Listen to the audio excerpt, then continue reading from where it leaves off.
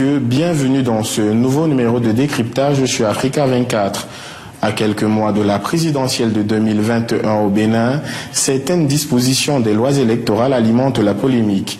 Il s'agit entre autres du code électoral en vigueur depuis novembre 2019 qui institue le parrainage des candidats au scrutin présidentiel par 10% des élus locaux. Pour parler de cette actualité, nous recevons dans cette édition de décryptage M. Nouroudine Saka Saleh, juriste consultant et ex-conseiller technique au secteur privé du ministre d'État au plan et au développement du Bénin. Avec lui, nous parlerons de l'impact du parrainage sur les élections en Afrique en général et au Bénin en particulier. Monsieur Nouroudine Saka Saleh, le parrainage pour l'élection présidentielle est-il réellement accepté dans les systèmes politiques africains? Originellement, le suffrage universel direct voudrait que ce soit la rencontre d'une personne et des électeurs directement sans avoir à mettre un intermédiaire quant à l'annonce de la candidature. Paradoxalement, dans nos pays à suffrage universel direct, nous remarquons de plus en plus qu'il y a une intervention du parrainage soit citoyen, soit politique. Dans les cas comme le Sénégal ou la Côte d'Ivoire, c'est un parrainage citoyen qui a été mis en place. Mais à ce niveau déjà, il y a des contestations, notamment au regard de la situation socio-économique de nos pays africains qui peuvent laisser penser à une corruption électorale quand un candidat approche des populations en vue de recueillir le parrainage. On peut aussi penser à l'impact du vote communautaire et la question des fiefs qui font d'office que dans certaines zones données, le parrainage peut être considéré comme une trahison à une ethnie ou à une communauté donnée. Quel est l'état des lieux de l'exploitation du parrainage dans les processus électoraux en Afrique en général et au Bénin en particulier?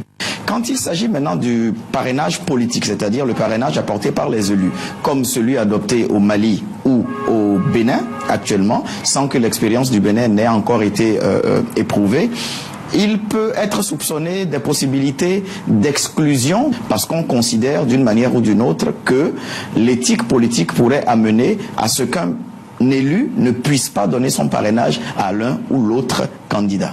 Qu'en est-il des contestations du parrainage? Il faut préciser que les pays dans lesquels le parrainage a été institué ont déjà connu des petites modifications. Par exemple, en Guinée, le Conseil constitutionnel a rendu inapplicable le parrainage dans le cadre de l'élection présidentielle du 18 octobre à venir. Dans le cadre du Sénégal, la justice a également considéré comme inapplicable la possibilité du parrainage pour les élections départementales, municipales et régionales à venir. Les Béninois s'apprêtent à vivre une élection présidentielle particulière en 2021. Quelles sont les possibilités pour les candidats n'étant pas représentés à l'Assemblée nationale d'obtenir le parrainage? Si on doit répondre d'une manière légale et brute, la possibilité pour les candidats n'étant pas du camp du pouvoir est de 0. Je vous explique. Il y a eu un délit d'initié au niveau législatif parce que l'élection législative de 2019, avec le taux de participation largement en deçà des 30%, a abouti en fait à ce qu'une seule frange de la politique béninoise soit présente à l'Assemblée nationale. C'est-à-dire que le parti du chef de l'État, divisé en deux branches, s'est arrogé à lui seul les 83, désormais ramenés à 82 députés de l'Assemblée nationale. Ce qui pose un problème de délit d'initié parce que la situation exceptionnelle de l'Assemblée nationale actuellement en cours au Bénin fait que toute disposition liée à un parrainage qui devrait inclure les députés ne devrait pas être applicable à toute élection présidentielle qui interviendrait pendant la période de cette législature où toute autre formation politique hors de celle du chef de l'État n'est pas présente à l'Assemblée nationale.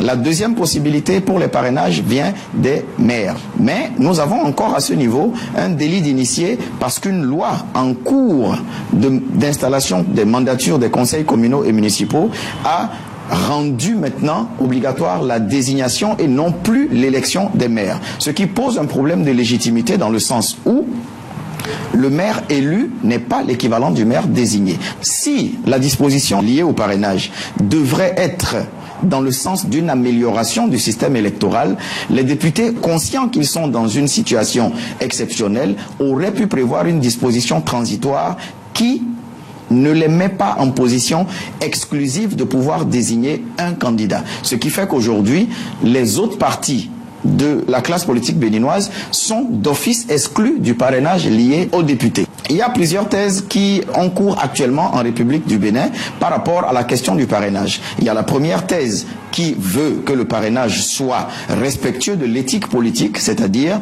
les députés de l'opposition ou de la mouvance. En l'occurrence, nous n'avons pas de députés de l'opposition.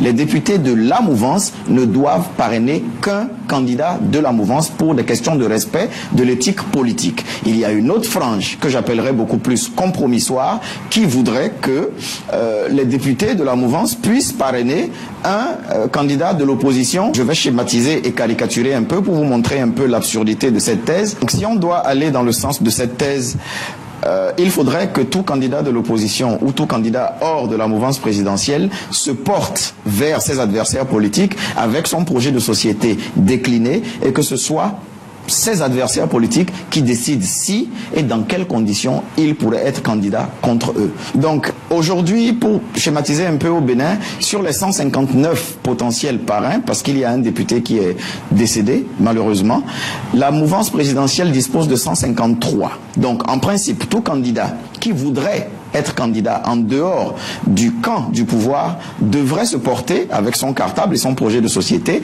vers ses adversaires politiques et leur demander l'autorisation sur la base de son projet de concourir contre eux.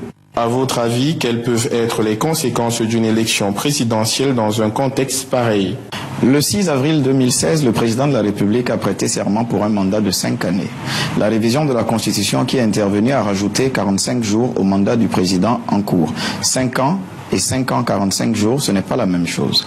Ensuite, les modifications qui sont intervenues dans le fonctionnement de plusieurs institutions, quand on compare aujourd'hui les modifications et le traitement qui en est fait dans les constitutions dans les pays voisins comme la Guinée et la Côte d'Ivoire où ils revendiquent une nouvelle république, nous pouvons, sans trop nous tromper et sans trop prendre de risques, parler tout au moins de nouvelles formes de république à défaut de parler de nouvelles républiques.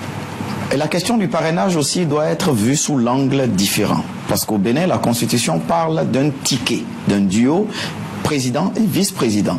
Est-ce qu'il faut comprendre le parrainage comme le parrainage du seul candidat à la présidence de la République ou alors du duo présidentiel? Est-ce qu'un candidat parrainé a le choix de sortir de son chapeau un vice-président qui ne sera peut-être pas le choix de ceux qui l'ont parrainé, ou alors est-ce qu'il faut penser à un parrainage du duo? La question de la transparence et de l'indépendance des diverses institutions impliquées dans le processus électoral mérite également d'être posée.